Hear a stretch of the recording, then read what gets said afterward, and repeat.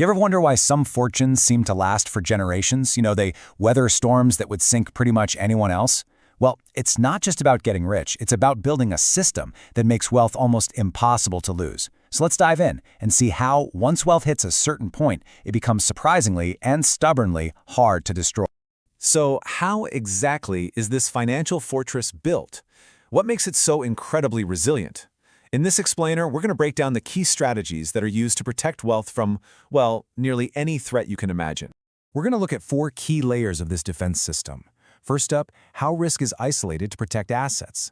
Then, we'll see how time itself is turned into a massive strategic advantage.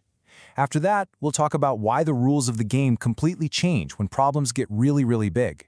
And finally, we'll cover a super sophisticated way of diversifying that goes way beyond just owning a few different stocks. All right, let's start with the absolute foundation of the fortress, structural isolation. This is the first and, honestly, the most critical wall of defense. It's all about making sure one fire can't burn down the whole city. So the core idea here is really simple. You never, ever let real wealth exist as one big, single vulnerable target. Instead, it's intentionally broken up into pieces using legal tools like LLCs, trusts, and separate corporations. This way, a business can fail without touching personal assets, a lawsuit can hit one company without affecting any of the others. Nothing is allowed to become an existential threat. For most of us, our financial lives are completely tangled together. Your job, your house, your credit, it's all one big system.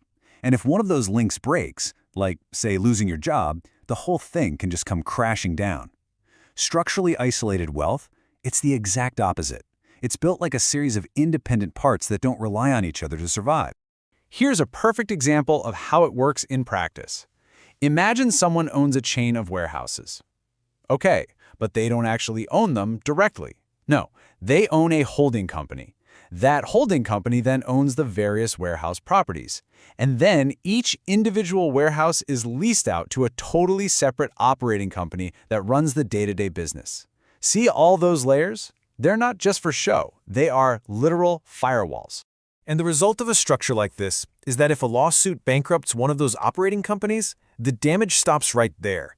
The holding company that owns the actual building is fine. All the other warehouses are completely unaffected. And this is the most important part, the owner's personal wealth is totally untouched. The risk was contained in a specific disposable box, far away from the actual source of the wealth. Okay, let's move on to the next layer of defense, which really builds on that first one. This one is all about mastering the single greatest cause of financial disaster, the ticking clock. It's about removing pressure and making time your ally, not your enemy. Just think about it for a second. A dip in the stock market isn't a disaster until you're forced to sell to cover a bill. A slow year in business isn't fatal until that big loan payment comes due. It's the deadline, the pressure, that turns a solvable problem into a full-blown crisis. Most of us live on a schedule, right? Money comes in on payday and bills go out on their due dates. There's really no pause button. Wealth, on the other hand, is structured to remove that clock entirely. If an asset's price drops, there's no pressure to sell.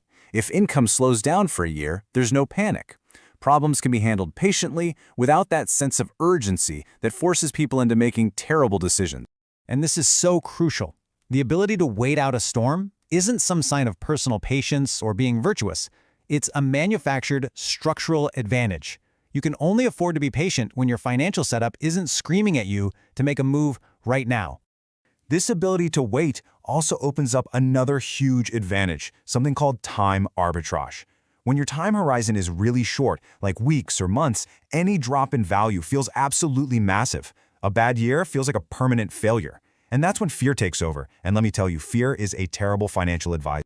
But when you can zoom out and your decisions are based on a timeline of decades, not months, everything changes. Those short-term losses, they're just little blips on a long-term chart. You can afford to be wrong because you have the time to recover. Time does all the heavy lifting for you, smoothing out the mistakes and compounding the advantages. So, you've isolated your risk. You've made time your friend. But what happens when a problem is just too big to wait out? Well, that's where this third layer comes in. And honestly, this is where the rules of finance literally change. Here's the key thing to understand. If you own a skyscraper with a huge mortgage, the bank doesn't actually want to foreclose and take over the building. They want you to succeed. Their goal shifts from just collecting a payment to preserving the value of the asset and that long-term relationship. It's just rational self-interest on their part. And this slide just lays it out so starkly. If you miss a $5,000 payment, that is 100% your problem. You get hit with automatic penalties and rigid demands. But if a $50 million client runs into trouble, oh, now that's the bank's problem. They actually become a partner in finding a solution. Instead of default notices, you get high-level meetings. Instead of hard deadlines, you get extended timelines and revised terms. Flexibility just completely replaces enforcement.